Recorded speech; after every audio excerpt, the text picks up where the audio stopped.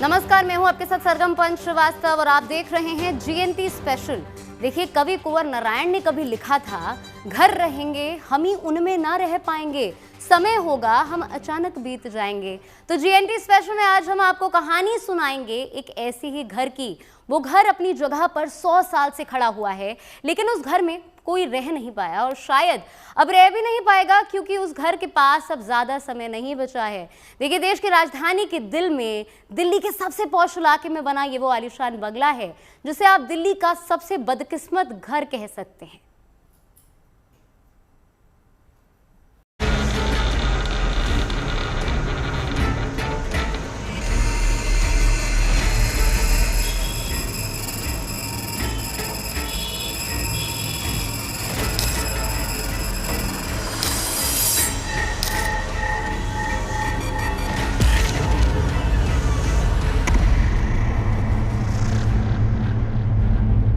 कोई वीरानी सी वीरानी है। दश्त को देख के घर याद आया। एक ऐसा घर जिसका खालीपन, जिसका सूनापन, जिसका वीराना रेगिस्तान से गहरा है, बियाबान जंगलों से घना। कभी दिल्ली की चांदनी चौक में गली कासिम जान की हवेली में बैठकर मिर्जा गालिब ने लिखा था ये शेर, लेकिन गालिब के इन शब्दों की शायद पाँव रहे होंगे, तभी तो ये पहुंचे चांदनी चौक से कोई 6 किलोमीटर दूर शामनाथ मार्ग पर, और हमेशा के लिए चस्पा हो गए इस आलीशान मकान के माथे पर, जिसे दिल्ली वाले एक सदी से बंगला नंबर 33 के नाम से जानते रहे हैं।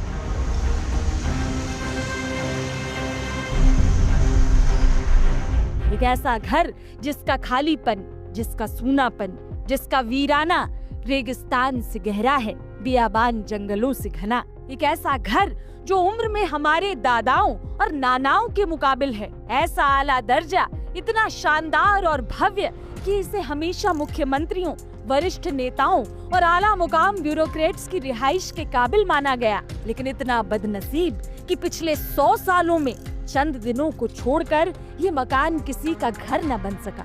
इसकी पहचान पर कुछ इस कदर चस्पा हुआ मनहूसियत का ये लेबल कि एक अरसा हुआ न कोई इसमें रहने को राजी हुआ और न कोई इसमें रहते हुए राजी हुआ। ये मकान शायद दिल्ली का सबसे खास मकान हो सकता था, सत्ता का पावर सेंटर हो सकता था। दिल्ली के पहले मुख्यमंत्री चौधरी ब्रह्म प्रकाश से लेकर मदन लाल खुराना, साहिब सिंह वर्मा, सुषमा स्वराज, शीला दीक्षित और अरविंद केजरीवाल तक दिल्ली की बागडोर थामने वाले हर नेता की कहानी में इस बंगले का जिक्र आया। लेकिन घटनाओं का क्रम कुछ ऐसे फला कि वक्त के साथ ये करार कर दिया गया कि दिल्ली के शामनाथ मार्ग का बंगला नंबर 33 मनहूस है। तो चौधरी ब्रह्म प्रकाश बने थे चीफ मिनिस्टर, उनको ये बंगला मिला था और उसके बाद ये उनकी सरकार नहीं चल पाई, 2-4 साल में ही वो चले गए। जब फिर मदन लाल खुराना की सरकार आई, अब जब उनको ये बंगलो अलॉट किया गया और वो हवाला कांड में उनकी सरकार चली गई, तब ये बात फिर से चर्चा में आ गई। शीला जी उस समय नई दिल्ली में रहना चाहती थी, तो वो उनको वहां बंगलो मिल गया, वो यहाँ नहीं आई। और अब दिल्ली की सरकार इस आलीशान लेकिन तथाकथित मनहूस बंगले को तोड़ने जा रही है। क्या वाकई ये बंगला मनहूस है, या फिर इस मकान की कहानी का मुख्य विलन अंधविश्वास है? आखिर क्यों 100 साल तक इस घर में कोई रह ही नहीं पाया? आज आपको बताएंगे आखिर क्या है बंगला नंबर 33 की मिस्ट्री। देखिए, तकदीर जब तदबीर से तय होती है, तो आखिर ये कैसा विश्वास है जो अच्छी और बुरी घटनाओं को लोगों, जगहों और यहाँ तक कि रंगों से भी जोड़ लेता है। केवल कुछ वाक्यों के आधार पर दिल्ली के राजनीतिक हलकों में ये तय हो गया कि ये बंगला यहाँ रहने वालों के लिए बदकिस्मती लेकर आता है। साल दर साल ये भ्रम मजबूत होता चला गया। इस घर की पहचान से बदकिस्मत, मनहूस, अनलकी जैसे लफ्ज जुड़ते ही चले गए। देखिए, करोड़ों के इस बंगले की किस्मत बदल गई। फिर भी दिल्ली की राजनीति में एक किरदार की तरह खड़ा रहा ये बंगला नंबर 33 और अब इस किरदार की कहानी खत्म होने जा रही है। तो चलिए अब आपको सुनाते हैं कहानी बंगला नंबर 33 और इसकी राजनीतिक बदकिस्मती की।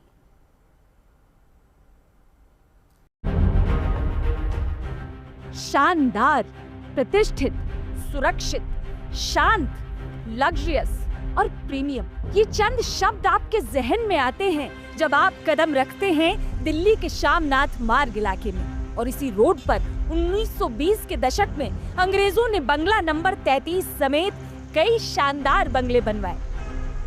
पुरानी दिल्ली को दिल्ली सीमा पर मौजूद अलीपुर से जोड़ने वाली इस सड़क को कभी अलीपुर रोड कहा जाता था, लेकिन कालांतर में दिल्ली के वरिष्ठ नेता लाला शामनाथ के नाम पर इस रोड का नाम शामनाथ मार्ग रख दिया गया। नाम बदला पर तासीर वही रही।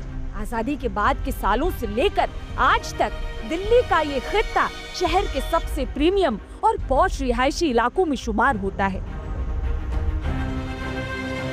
शामनाथ मार्ग, इस इलाके में आपको बड़ी बड़ी कोठियाँ दिखाई पड़ती हैं, महंगे महंगे मकान दिखाई पड़ते हैं, ट्रांसपोर्टेशन के अच्छे साधन दिखाई पड़ते हैं और आपको यहाँ पर एक अच्छी खासी हरियाली दिखाई पड़ती है।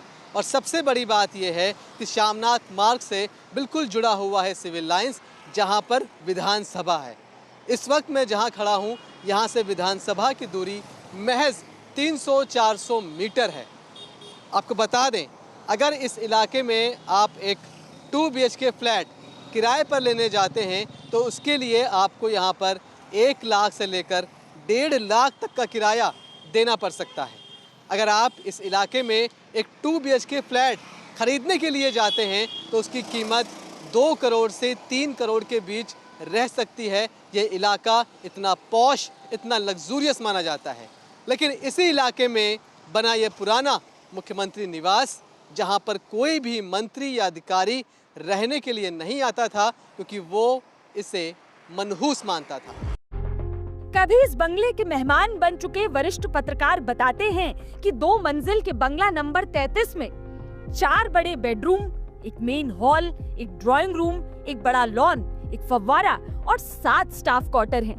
दिल्ली विधानसभा के नजदीक होने की वजह से इसे कभी मुख्यमंत्री के लिए सबसे अच्छा आवास माना जाता था। और यही वजह थी कि 1952 में जब चौधरी ब्रह्म प्रकाश दिल्ली के पहले मुख्यमंत्री बने तो उन्हें यही बंगला अलॉट हुआ। सूबे के मुख्यमंत्री के तौर पर तो इस बंगले में रहने आए और वक्त ने बंगला नंबर 33 को सीएम आवास का खिताब अता किया, लेकिन बेहद कम वक्त के लिए। ये जब दिल्ली की पहली स्टेट गवर्नमेंट बनी, ग्रुप C स्टेट बना था दिल्ली 1950-52 में, तो चौधरी ब्रह्म प्रकाश बने थे चीफ मिनिस्टर। उनको ये बंगला मिला था और उसके बाद ये उनकी सरकार नहीं चल पाई। 2-4 साल में ही वो चले गए, अगले व्यक्ति चले गए। इसके साथ ही दिल्ली के सियासी गलियारों में जन्म हुआ इस भ्रांति का कि बंगला नंबर 33 इसमें रहने वालों को फलता नहीं, ये मकान अशुभ है। लेकिन तमाम अफवाहों के बावजूद ऐसा भी नहीं कि लोग इसमें रहने आए ही न हों। चौधरी ब्रह्म प्रकाश के बाद कोई 4 दशक तक कई सरकारी अफसरों की रिहायश बंगला नंबर 33 में रही और लोग लगभग भूलने लगे कि उन्होंने बंगला नंबर 33 को कभी मनहूस मान लिया था। और ये बात लोगों को कभी याद भी न आती अगर दिल्ली में हवाला कांड न हुआ होता और साल 1996 में मदन लाल खुराना की सरकार उस घोटाले की भेंट न चढ़ती।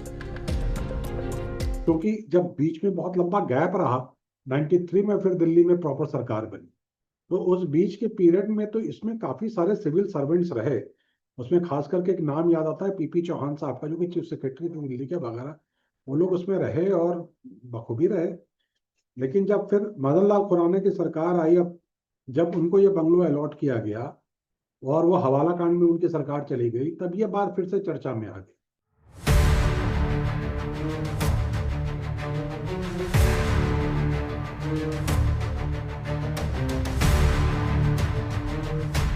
अंधविश्वास का तीर एक बार फिर वक्त की कमान से निकला।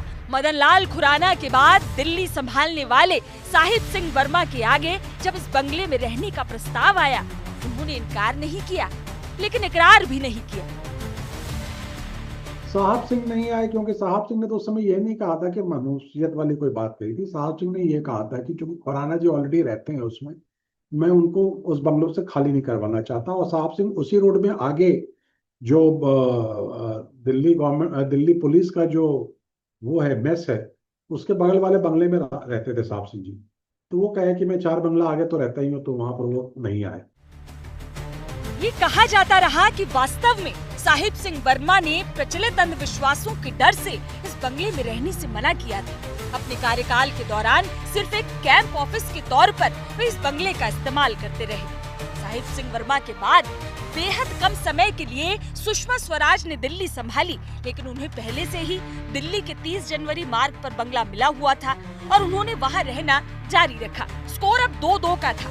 2 मुख्यमंत्री बंगला नंबर 33 में रहते हुए वक्त से पहले अपनी कुर्सी से बेदखल हो चुके थे और इसके बाद आए 2 मुख्यमंत्री इस बंगले में रहने से इनकार कर चुके थे।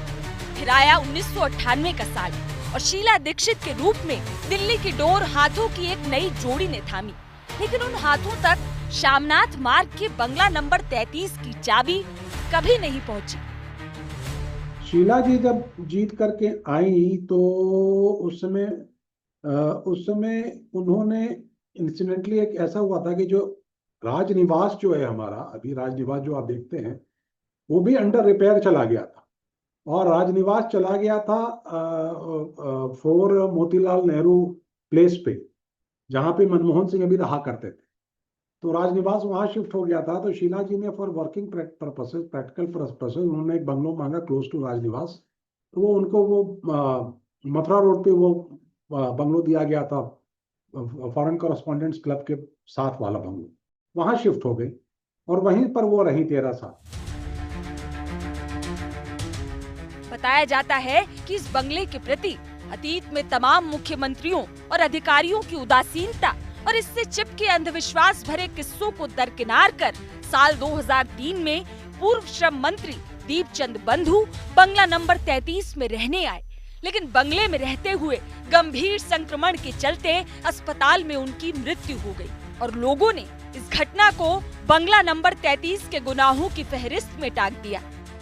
दीपचंद बंधु जी का एक वाक्य है कि वो जब खुराना जी ने वो बंगलों को खाली कर दिया था और दीपचंद बंधु ने वो एक बंगला चाहिए था, उसमें बंगला खाली था, वो यहाँ पर शिफ्ट हुए थे और रिशफल में मंत्री बने थे, डिसिडेंट लीडर थे, तो उनको ये बंगलो अलॉट किया गया था और दीपचंद बंधु वहीं पे रहे और इनफैक्ट उनका इंतकाल भी वहीं पे हुआ। तो ये बात और भी बढ़ गई कि भाई जो वहाँ गए तो ऊपर ही चले गए दीपचंद बंधु, तो फिर कोई नहीं गया वहाँ पे। कुछ लोग कार्यकाल पूरा नहीं कर पाए, दीपचंद बंधु का इंतकाल हो गया, शक्ति सिन्हा का प्रमोशन नहीं हो पाया, ये सारी बातें रही उस बंगले पे। बंगला नंबर 33 के इर्द गिर्द घटी घटनाओं के क्रम में अगला अध्याय जुड़ा साल 2013 में, जब अनुभवी ब्यूरोक्रेट शक्ति सिन्हा अंडमान में अपना कार्यकाल खत्म कर दिल्ली लौटी। ब्यूरोक्रेट सिन्हा रिहाइश के लिए मकान की तलाश में थे। बंगला नंबर 33 ऑफर हुआ और उन्होंने स्वीकार कर लिया। जब ब्यूरोक्रेट सिन्हा दिल्ली पहुंचे थे, तब गवर्नमेंट ऑफ इंडिया में सेक्रेटरी पद के लिए उनका प्रमोशन लगभग तय था, ऐसा बताया जाता है, लेकिन अंतिम समय पर वो प्रमोशन अटक गया।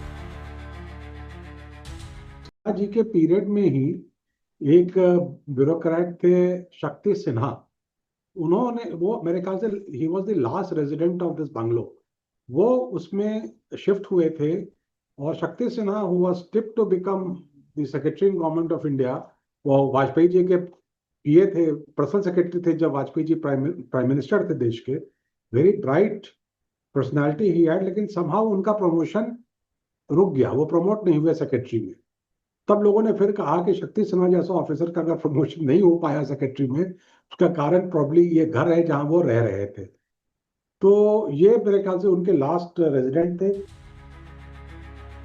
घटनाओं की इस लंबी फहरिस्त के चलते आम आदमी पार्टी की सरकार ने अंततः इस इमारत से रेजिडेंशियल बिल्डिंग का खिताब छीन लिया और दिल्ली डायलॉग कमीशन यानी दिल्ली संवाद और विकास आयोग के दफ्तर के तौर पर इसका इस्तेमाल किया जाने लगा। जब अरविंद केजरीवाल मुख्यमंत्री बने दिल्ली के, तो उन्होंने भी इस बंगले को दिल्ली के मुख्यमंत्री आवास के रूप में स्वीकार करने से मना कर दिया। या फिर यूँ कहें कि उन्होंने इस बंगले का रुख भी नहीं किया। हालांकि इस बंगले का कुछ ना कुछ इस्तेमाल हो, इसकी कोशिश आम आदमी पार्टी की सरकार ने ज़रूर की। अरविंद केजरीवाल ने उस वक्त यहाँ पर dialogue and development commission of Delhi बनाने की कोशिश की, उसका दफ्तर बाकायदा यहाँ बनाया भी गया।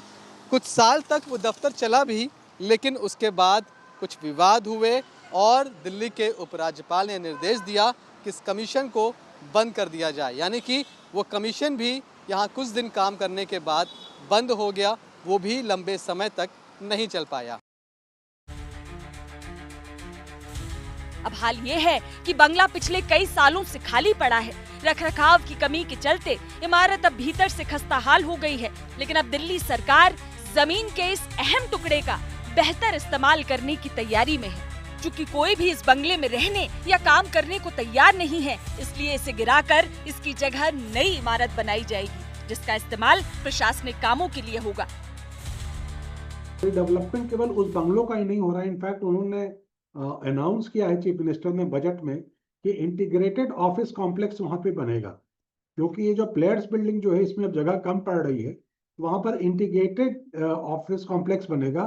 तो उसी इंटीग्रेटेड प्रोजेक्ट के अंदर मेरे ख्याल से इस बंगलों का भी डेमोलिशन होने जा रहा है।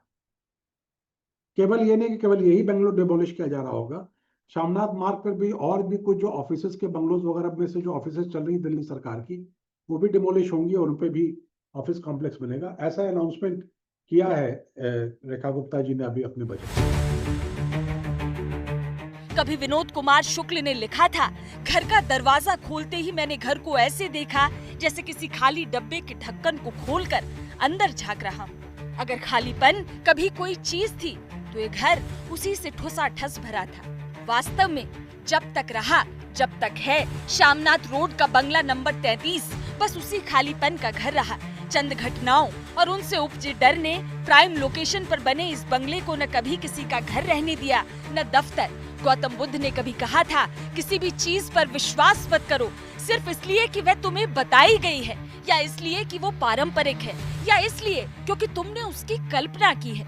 लेकिन दिल्ली के दिल में बना ये आलीशान बंगला कल्पनाओं और अंधविश्वास के संयोग का जीता जागता उदाहरण बन गया।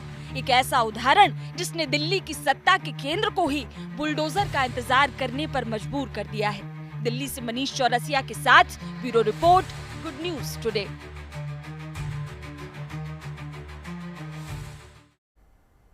ये तो थी कहानी दिल्ली के एक बंगले की, लेकिन उत्तर प्रदेश में तो अंधविश्वास ने एक पूरे के पूरे शहर को ही मुख्यमंत्रियों के लिए नो एंट्री जोन में तब्दील कर दिया था।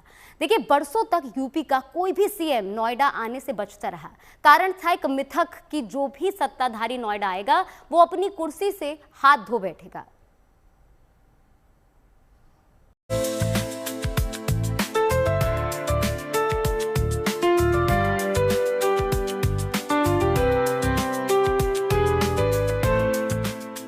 आज अगर आप भारत के सबसे मॉडर्न, डेवलप्ड, वेल प्लान्ड और रिहाइश के लिए हर पीढ़ी में पॉपुलर शहरों की गिनती करने बैठेंगे तो हर लिहाज से उत्तर प्रदेश के नोएडा को लिस्ट में बेहद ऊपर पाएंगे। लेकिन इसी मॉडर्न शहर से उत्तर प्रदेश की राजनीति का एक बेहद पुराना अंधविश्वास जुड़ा है। ऐसा अंधविश्वास जिस पर यूपी के नेताओं का गहरा विश्वास है। ऐसा अंधविश्वास जिसकी कहानी यूपी के सियासी गलियारों में दशकों से गूंज रही है। कहानी उस डर की जिसे कुछ लोग अंधविश्वास कहते हैं और कुछ लोग अनुभव। कहा जाता है कि जो भी मुख्यमंत्री या बड़ा नेता नोएडा जाता है उसकी कुर्सी ज्यादा दिन टिकती नहीं। नोएडा को लेकर एक लंबे समय से ये अजीब सा अंधविश्वास फैला हुआ है, जिसे नोएडा का मनहूस साया कहा जाता रहा है। इस धारणा के मुताबिक जो भी मौजूदा मुख्यमंत्री नोएडा जाता है वो अगला विधानसभा चुनाव हार जाता है। लेकिन यूपी के वर्तमान मुख्यमंत्री योगी आदित्यनाथ ने अंततः इस अंधविश्वास की चेन को तोड़ने का निश्चय किया। योगी आदित्यनाथ ने सीएम रहते नोएडा न जाने की परंपरा को नजरअंदाज करते हुए नोएडा का दौरा किया और खुलकर कहा कि वे इन बातों को नहीं मानते और जहां तक सवाल कुर्सियों का है वो तो आती जाती रहती हैं। मुझे बोला गया था कि नोएडा नहीं जाना है। मैंने कहा क्यों? कहा वहां सीएम नहीं जाते। तो मैंने कहा क्या नोएडा यूपी से बाहर है? कहा नहीं साहब, ये मान्यता है कि सीएम उतर जाएंगे कुर्सी से। तो हमने कहा भी कुर्सी से तो एक दिन कुर्सी को जाना ही है, तो कुर्सी के मोह में हम क्यों पड़े? मैं जाऊंगा वहां जरूर। और मैं गया था वहां पे। भले ही योगी आदित्यनाथ धारा की विपरीत दिशा में बढ़े हों, लेकिन करीब 3 दशकों तक यूपी की राजनीति में इस मिथक को काफी गंभीरता से लिया जाता रहा। बड़े बड़े नेता भी इस डर की वजह से नोएडा जाने से बचते थे, जिससे इस इलाके के विकास पर भी असर पड़ा। इस डर से बचने के लिए नेता कई बार अजीब फैसले भी लेते थे। मसलन साल 2013 में अखिलेश यादव नोएडा में हुए एशियन डेवलपमेंट बैंक के एक बड़े कार्यक्रम में शामिल नहीं हुए, जबकि उस कार्यक्रम में उस समय के प्रधानमंत्री मनमोहन सिंह मुख्य अतिथि थे। सुनने में अजीब लगता है, लेकिन जब इतिहास के पन्ने पलटते हैं तो कुछ घटनाएं इस धारणा को हवा देती भी नजर आती हैं। मसलन 1988 में वीर बहादुर सिंह नोएडा गए और कुछ ही समय बाद उन्हें सीएम का पद छोड़ना पड़ा। फिर 1989 में नारायण दत्त तिवारी का दौरा हुआ। उसके बाद चुनाव में हार का सामना उन्हें भी करना पड़ा। इसके बाद मुलायम सिंह यादव और कल्याण सिंह जैसे बड़े नाम भी इस संयोग की सूची में जुड़ते चले गए। हर घटना ने उस डर को थोड़ा और गहरा कर दिया, जैसे कोई अनदेखी लकीर खिंचती जा रही हो। फिर आया 2011, जब मायावती ने इस धारणा को खुली चुनौती दी। वे नोएडा गईं, दलित प्रेरणा स्थल का उद्घाटन किया और साफ संदेश दिया कि उन्हें ऐसे अंधविश्वासों पर भरोसा नहीं। लेकिन अगले ही साल 2012 के चुनाव में बसपा सुप्रीमो मायावती को हार मिली और अखिलेश यादव मुख्यमंत्री बन गए। इससे लोगों के बीच ये विश्वास और गहरा गया कि नोएडा जाना नेताओं के लिए शायद अशुभ है। सवाल ये है कि क्या ये सिर्फ संयोगों की कड़ी थी या लोगों के मन में बैठा हुआ एक ऐसा डर जो हर बार किसी घटना के बाद और मजबूत होता गया। राजनीति में कई बार सच से ज्यादा ताकत कहानियों में होती है, लेकिन लंबे समय बाद एक मुख्यमंत्री कहानियों और अंधविश्वास को धता बताकर हकीकत से आंखें मिलाने नोएडा पहुंचा। यानी नोएडा की ये कहानी अभी खत्म नहीं हुई है। और अब यूपी में अगले चुनाव की तस्वीर का इंतजार सबको रहेगा। ये देखना दिलचस्प होगा कि अब की बार ये मिथक टूटता है या फिर एक और उदाहरण इसके पक्ष में जुड़ जाता है। Bureau report, good news today. देखिए, ऐसा ही एक विश्वास दशकों तक जुड़ा रहा उज्जैन से, जहां राज परिवार का कोई भी सदस्य कभी रात में नहीं रुकता था। वर्षों तक सूबे के अलग अलग सीएम और वरिष्ठ नेता भी इसी परंपरा को निभाते रहे। लेकिन नोएडा में योगी आदित्यनाथ की ही तरह अब एमपी में भी सीएम मोहन यादव ने परंपरा के इस पन्ने को पलट कर रख दिया है। वो ब्रह्मांड के नायक हैं, कालों के काल हैं, लेकिन उज्जैन के लिए राजाधिराज हैं, महाराज हैं। उज्जैन के राज राजेश्वर हैं और महाकालेश्वर से जुड़ा यही विश्वास राजनीति के हलकों में आते आते जाने कैसे अंधविश्वास में बदल गया। चूंकि उज्जैन के राजा महाकाल को माना जाता है और एक जगह पर 2 राजा नहीं रह सकते, इसलिए ये परंपरा बन गई कि राज परिवार का कोई सदस्य या मुख्यमंत्री उज्जैन में रात नहीं गुजारेगा। इसी विश्वास के चलते पीढ़ियों से सिंधिया परिवार का कोई सदस्य उज्जैन में रात नहीं रुका और कालांतर में ना ही किसी मंत्री या मुख्यमंत्री ने इस परंपरा को तोड़ा। उज्जैन सिंहस्थ के दौरान भी ये देखने को मिला कि मुख्यमंत्री शिवराज दिन भर उज्जैन में रहते थे, लेकिन शाम होते ही भोपाल लौट जाते थे। लेकिन दुविधा तब हुई जब पहली बार उज्जैन के एक व्यक्ति को मुख्यमंत्री बनाया गया। सबके मन में पहला सवाल यही आया कि मुख्यमंत्री बनने के बाद अब मोहन यादव उज्जैन में रुकेंगे या नहीं। लेकिन इस मिथक को मुख्यमंत्री बनने के बाद मोहन यादव ने बेहद सधे हुए अंदाज में तोड़ दिया। मुख्यमंत्री बनने के बाद जब पहली बार वो देर रात रुकने के लिए उज्जैन पहुंचे तो उन्होंने सार्वजनिक मन से कह दिया कि ये मिथक या फिर ये बातें जो कही जाती है वो राजा के लिए कही जाती है, जबकि वो उज्जैन यानी महाकाल के बेटे हैं, राजा नहीं। ऐसे में कोई भी पिता अपने बेटे के लिए रात को ना रुकने वाला नियम कैसे बना सकता है। 2023 में मुख्यमंत्री बनने के बाद मोहन यादव ने अपने इस एक बयान से न केवल इस मिथक को चुनौती दी, बल्कि रात रुककर उज्जैन में दशकों से चली आ रही इस परंपरा को भी बदल दिया।